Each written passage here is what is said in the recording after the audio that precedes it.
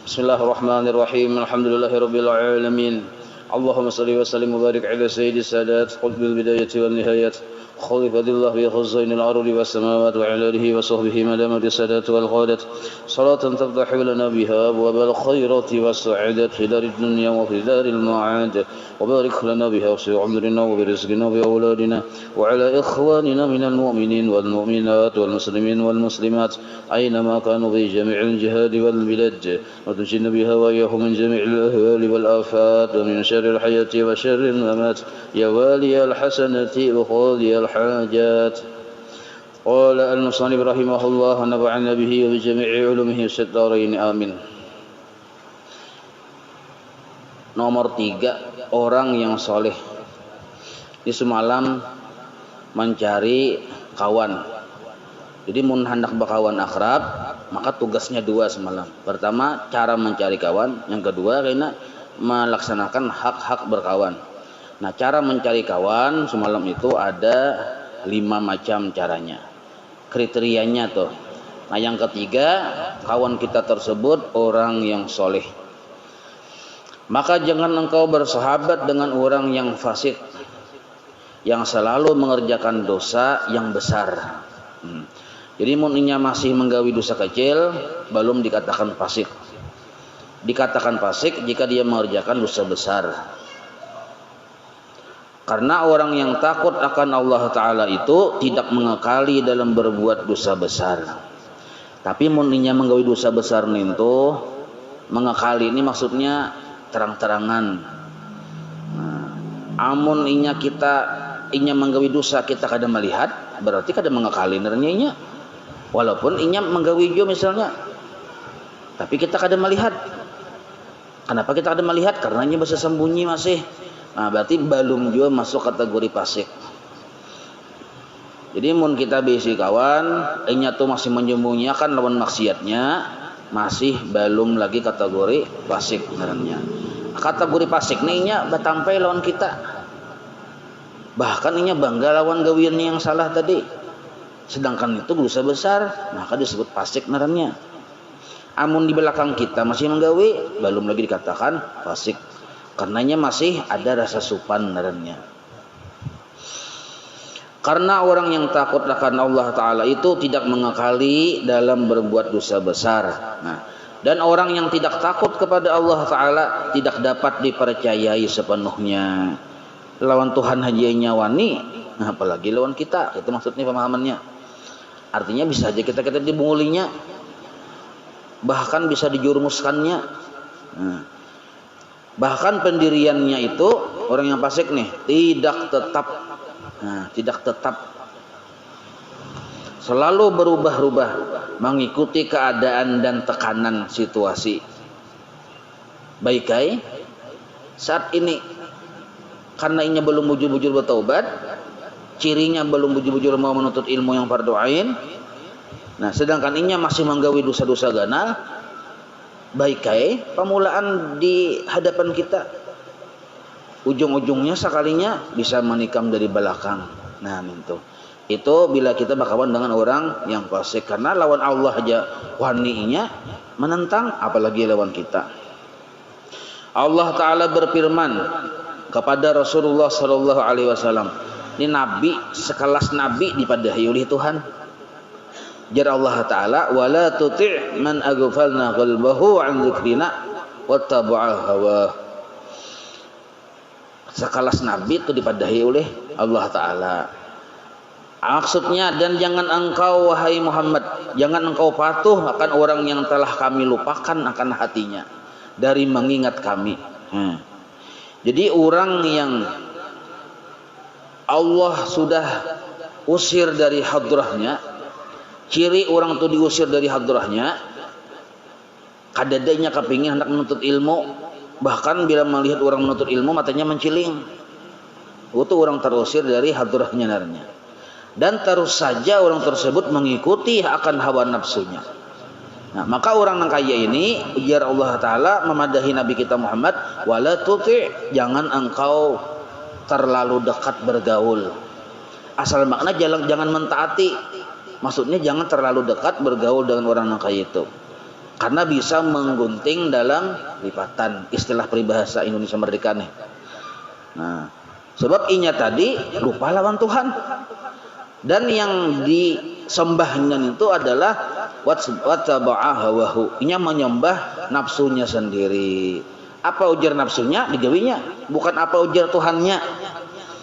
Nah itu amun sampat sekalas nabi dipadahi Allah kali ini bagi kita yang lain nabi kada, wali kada, wala iya. Nah jadi hati-hati, orang disembah yang 5 waktu kada, bangganya kada sembah yang 5 waktu, jangan terlalu akrab kita. Baina wa baina aja, bahasa Arabnya baina wa baina, artinya senyum-senyum aja gitu. Nah jangan judir nguti, betamu senyum, mun akrab jangan. Sebab kenapa? Orang yang kada sembah yang 5 waktu itu bisa inya menggawe sesuatu yang di luar perakiraan kita. Dia bisa membunuh.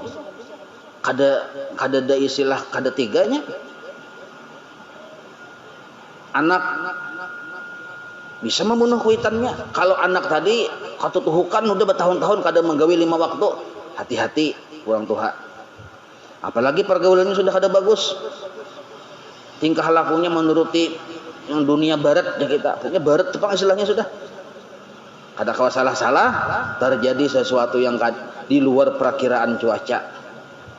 Nah, jadi hati-hati.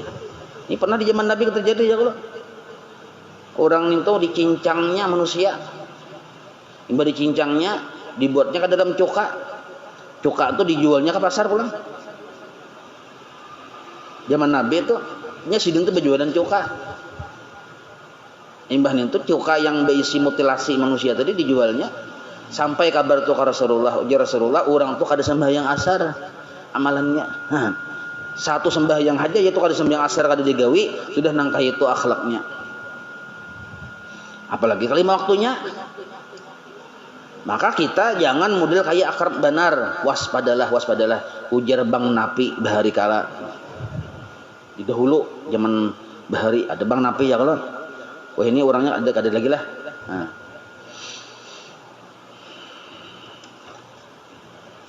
Maka jauhi dari bersahabat dengan orang yang fasik. Ini pesan Imam Ghazali. Jauhi. Kecuali ya kita ini wali Allah Ta'ala, maka ada masalah. Amun kita ini antara mun wali kada, wala kada juga Bang. Wale, jangan itu antara itu nah. Wale. Wala kada juga, mun wali kada juga ya antara tadi bale. Namun yang kayak itu kasusnya kada usah kalau punya jadi wala bujur-bujur kena. Nah, lain mun orang wali itu tugasnya nih tuh. Yang pina susah-susah tuh tugasnya di kawannya. Itu pun ada strateginya juga. Nah, ada strateginya juga. Mungkin kita kada ahli politik kada usah. Maka jauhi dari bersahabat dengan orang yang fasik, karena berterusan melihat perkara-perkara yang fasik di hadapan seorang ninya menggawe kefasikan-kefasikan terus menerus, itu yang dilihat, dan maksiat itu yang dilihat, maka akan menghilangkan kebencianmu terhadap maksiat tersebut. Bakawan lawan orang yang menggawe maksiat hari-harinya menggawe maksiat di hadapan kita, ujung-ujungnya kita kada benci lagi lawan maksiat nih tuh. Rasa biasa aja kita. Padahal kita disuruh benci lawan kemaksiatannya. Walaupun lawan orangnya kita kada, jangan dilarang juga benci. Maksiatnya kita disuruh benci. Tapi mun hari-hari melihat rasa terbiasa ya, akhirnya hari-hari melihat orang yang kada bagus kelakuannya. Bakawan misalnya A lawan B bakawan. A ini membawa pacarnya di kos-kosan misalnya. A lawan B ini bakawan, sama-sama laki-laki nih. A ini membawa pacarnya bibinian. Hari-hari seorang melihat ini yang ua misal. Paham lebih nih. Maka si B ini asalnya jadi obat nyamuk. Obat nyamuknya aja asalnya melihat nah, ujung-ujungnya lalu mencari pacar juga. Nah, sama kada pada jahat akhirnya. Nah itu ini terjadi ini gara-gara kawan. Memang kada bisa kada dulu yang kelakuan kada bagus. Tapa kawan ke orang yang bisa beroko atau 4 bisa beroko. ujung-ujungnya kadar ruku lagi yang diisap. Nah.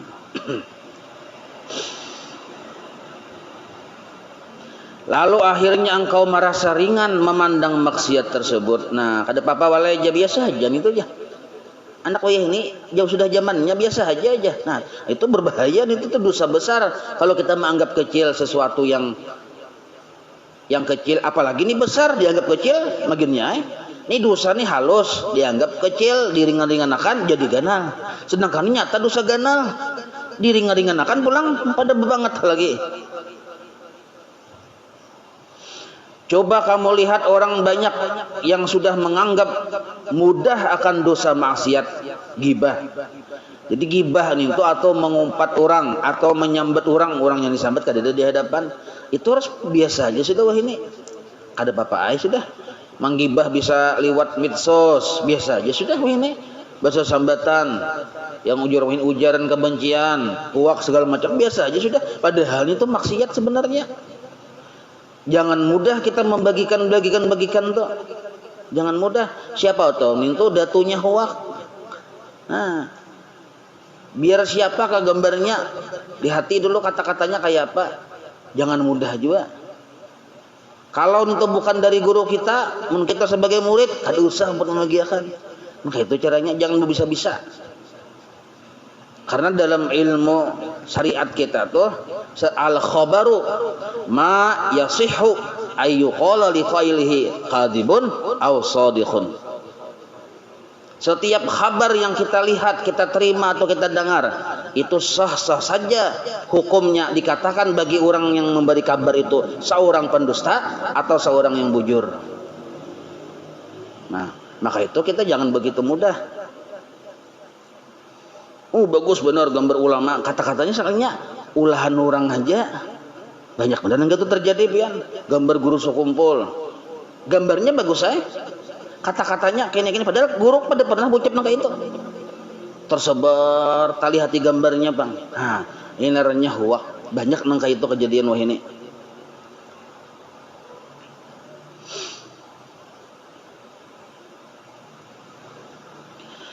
Karena mereka sudah biasa melakukan maksiat tersebut, lalu gibah itu nang kayak biasa aja.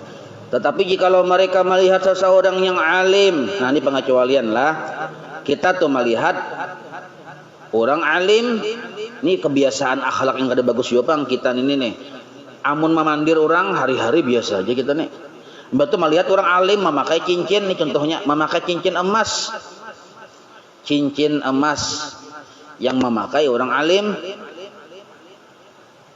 atau sidin itu memakai kain sutra, kan kada boleh loh kok kain sutra laki-laki memakai, haram hukumnya. Memakai cincin emas bang laki-laki haram juga hukumnya, kada boleh. Bini-bini boleh, itu pun jangan ditampaikan, sebab bila ditampaikan dipikirkan orang. Nah, seandainya orang kada berpikir pun berdosa juga, kada boleh, hati-hati. Mantangan bini-bini boleh pakai emas jauh lalu menguning sini sampai ke sini menguning. Nukar kangkung ini berapa cil aja. Kangkungnya nih, ini berapa seikat, ini berapa ini. Shit, jadi tukang kangkung melihat menjulung duit harga 100.000 pulang. Yang ditukar 2.000 aja seikat. Kasihan acil kangkung. Menghadangi mencariakan angsulannya. Apabila bebinian bapakayan bakal liwatan, itu sudah jatuh haram walaupun emas yang dipakainya. Nah, karena ada emas itu haram laki-laki. Kenapa haram? Karena kelihatan bila laki-laki memakai emas bahari itu kelihatan. Karena kan di tangan dia kelihatan kok. Kalau bini-bini kenapa boleh? Karena kada kelihatan. Bini-bini memakai emas di sini, ini tertutupnya kada kelihatan.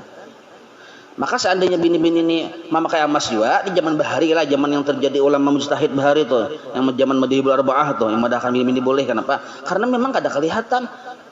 Ini tertutup, ini tertutup, ini ini lain-lain bini kai lain. Talinganya babunil emas tertutup. kalungnya bakalung gonol koyo keminting bigi-biginya kalungnya tak tutup juga kada kelihatan.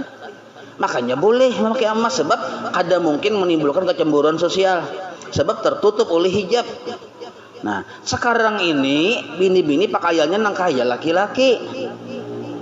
Seandainya bini-bini nang kaya ini ada hidup di zaman para mujtahid, bisa aja para mujtahid memadahkan bini-bini pun kada boleh memakai emas.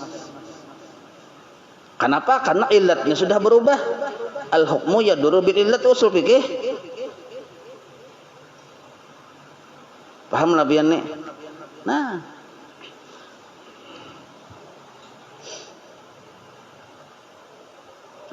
Nah nomor 4 baru nomor 4 belum tonton lagi ya. Kalau orang ini melihat orang alim memakai cincin emas atau memakai kain sutra, niscaya mereka sangat mengingkarinya. Mau tuh jah alim napa nih tuh jah pakaian memakai cincin emas juga jah, menggeduhi benar. Nang saurang hari-hari menggibah orang hinip ini maksud sidin gak itu? Padahal dosa gibah itu sidin jauh lebih besar dari dosa memakai cincin emas atau pakaian sutra. Walaupun sama-sama haram, menggibah hukumnya haram, memakai cincin emas hukumnya haram. Laki-laki apa bini-bini nih? Sekalinya ada laki-laki orang alim memakai cincin emas haram bagi sidin, tapi kita memandir sidin kemana-mana tuh menggibah darahnya. Gana lagi haramnya menggibahnya itu daripada sidin yang memakai cincin emas tadi. Kita tuh melihat orang memakai cincin emas laki-laki lah, kita baik bersangka baik aja. Haram tuh kita memakai orang orang siapa tahu ada sebabnya. Dalam istilah Arab tuh mahmul. Boleh jadi sidin itu membawakan emas bini sidin. Takutan kalau kopinya hilang pakai sidin membawa ke rumah. Boleh jadi naranya. Ada banyak mahmulnya, ihtimalnya banyak. Boleh jadi sidin kayak itu. Sebab bila dibuat ke dompet bisa kada ingat mandak segala macamnya, pakai sidin kada betah hilangnya sidin. Sementara membawa bulik ke rumah, kita maka melihat guru jangan pakai emas gitu. Tersabar tuh mengesahkan mamandirnya ini gibah sudah. Pamelah. Nah, ninto. Nomor 4. Mun hendak mencari kawan yang bagus je kita. Nomor 4, orang yang tidak tamak akan dunia. Kawan kita tadi kada tamak akan dunia. Arti tamak ninto katuju bakalabihan dan menyimpani mamalarakan lawan yang bakalabihan ini, itu disebut tamak naranya. Amun kita masih katuju untuk mencukupi kita tuh belum tamak lagi, karena kita ajak kurang misalnya nih, kita mengambil sesuatu yang segan kita menutupi kekurangan kita, belum tamak lagi. Walaupun kita katuju benar, kenapa? Untuk menutupi kekurangan kita, itu belum disebut tamak.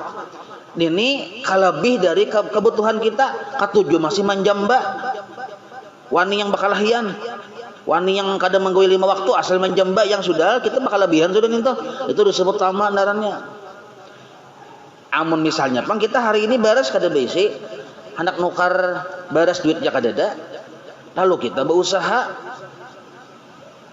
model kayak luar biasa gagahnya tuh, mana itu tamak bener ya kada, belum tentu orang itu tamak, karena orang tuh kebutuhan.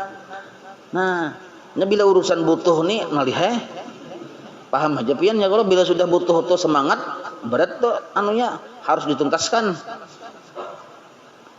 Apabila sudah di luar kebutuhan, ternyata kita jamba sana jamba sini, bahkan dipalarakan pulang, itu yang disebut tamak narangnya.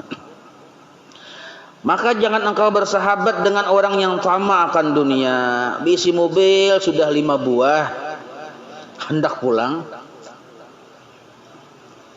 Bersahabat dengannya adalah racun yang dapat membunuh. Karena tabiat seseorang itu cepat sekali meniru dan mengikuti tabiat orang lain. Cepat benar kita. Gara-gara bini kita takawan waktu acara arisan nih, arisan ibu-ibu nih, bini kita 4 arisan, takawan lawan orang sugih yang galangnya gonol-gonol kayak kulikar bica. Nah bini kita ini, nah kita orang miskin, nukarakan galang seumur hidup kada suah. Nah, lalu balik ke rumah, lalu mempina merimbat-rimbat bini.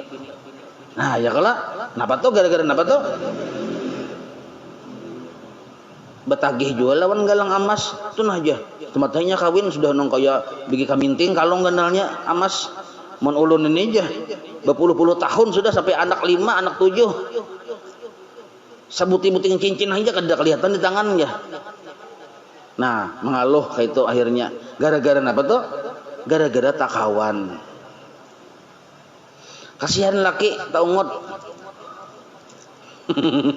taungut laki memikirkan ambil laki juga kulikir bica. Ndak kalah laki juga ini amasmu jadi lagi.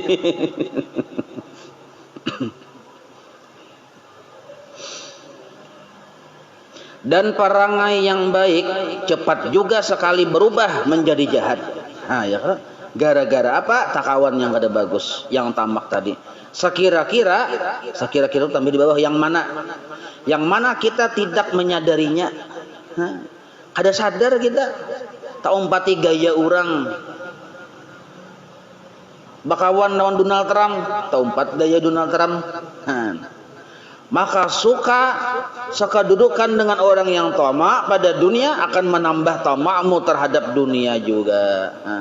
Sama. Dan sebaliknya, suka sekadudukan dengan orang yang zuhud akan menambah zuhudmu pada dunia. Kita misalnya bakawan dengan orang yang zuhud, tempat dia zuhud kan. Kawan kita ini ikhlas benar, akrab kita roninya tak umpat ikhlas. Nah makanya ada papatah atau istilah atau kaidah lah, apabila kita belajar ikhlas tapi belum pernah berteman dengan orang yang ikhlas, sulit kita mempraktikkan ikhlas. Belajar ikhlas dengan guru yang kada ikhlas, makin sulit mempraktikkan ikhlas. Karena ikhlas itu bukan hanya kata-kata, tapi adalah tabiat yang menjangkit kita.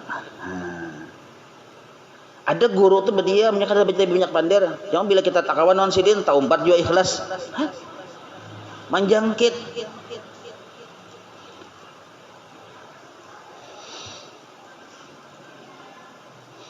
Nomor 5, orang yang benar, siddiq ya kita, berucap inya bujur. Nah ini yang kelima, yang terakhir. Berat nih pian. Jadi yang 5 macam ini kita tujuakan ke diri kita supaya kita layak jadi kawan siapapun. Nah nangka itu jangan kita menunjukkan orang bahwa untuk ada sidik aja, kada kau jadi kawan kau aja, luput nangka itu. Itu bang, wah itu ngalih bener jangan ada kawan aja. Seorang bang kayak pak. Maka jangan engkau bersahabat dengan orang yang pandusta. Kepada bini 4 sekikung belum lagi. barangkali ia akan menipu engkau. Hati-hati juga. Apalagi habar di medsos saja, hati-hati. Karena ia laksana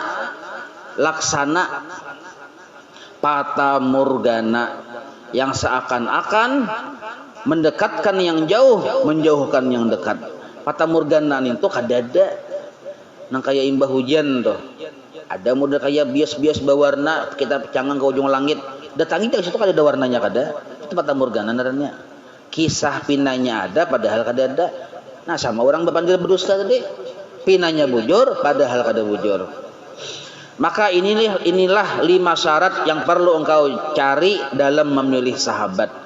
Barangkali susah engkau mendapatkan orang yang memiliki kesemua sifat-sifat ini, walaupun pada orang yang duduk mengaji di musala-musala atau duduk beribadah di dalam masjid sekalipun. Nah ya kalau oleh itu tiada jalan bagimu kecuali engkau memilih satu di antara 2 jalan. Seandainya kita kada kawan mencari kawan yang kayak ini kawan akrab lah, yang akrab bener, yang saluak sadahak saliur. Nah, mun kita kada kawa memilih mencari kawan akrab nang kaya ini, kada kawa. Nah, maka caranya ada dua jalan di sini. Nah, dua jalan di kitab sini. Pertama, beruzlah, yaitu mengasingkan diri dari orang banyak, karena disitulah letak keselamatanmu. Nah, maksud beruzlah di sini mengurangi pergaulan. Nah, ujar guru sekumpul bahari, pergaulan kita itu Allah dan Rasulnya dan wali-walinya. Walaupun kita berdiam di rumah aja, kita bergaul dengan yang tiga itu. Hendak bergaul dengan Allah, berzikir, baca Quran. Hendak bergaul dengan Nabi, bersalawat, memuji Nabi. Hendak bergaul dengan wali-wali Allah Ta'ala, baca wiritan sidin dan baca manaqib sidin. Maka orang yang di rumah mengamalkan yang kayak ini, inya sudah mengamalkan hablun minallah wa hablun minan nas. Nah, hajam itu juga tahu di masyarakat ya. Oh, belum tentu. Sidin jangan-jangan mengamalkan ini. Mengamalkan hablun minallah wa hablun minan nas. Nah, itu jangan ajak ya mendengar tuh yang hablun itu janganlah. Pertama itu mengurangi. Kedua, bergaul dengan orang banyak, mengikuti kedudukan mereka masing-masing yang berdasarkan kepada tiga bahagian. Nah, karena kita kada kawa mencari kriteria yang kaya itu ngalih benar, tetap kita bergaul, tapi ada tiga perkara yang kita perhatikan di sini. Nah, ini nah. Pertama, saudaramu untuk akhiratmu. Nah, tiga macam ini nah, orang banyak nih. Jadi kita menilai manusia tuh, oh ternyata orang ini saudara kita juga, bahkan saudara seakhirat. Maka janganlah engkau perhatikan padanya kecuali hanya hal-hal agama saja. Jadi orang ini ahli di bidang agama, walaupun kekurangannya banyak juga. Maka kekurangan orang ini jangan dilihati. Yang kita ambil dari sidin ini adalah urusan keagamaannya aja. Satu. Jadi anggaplah itu saudara akhiratmu. Karena bila kita hendak bertakut-takut masalah agama, lawan inya kawan kita tadi. Tapi kalau urusan yang lain ini tuh kurang juga. Orang badum, badumnya badum. Tapi kalau urusan agamanya paham aja.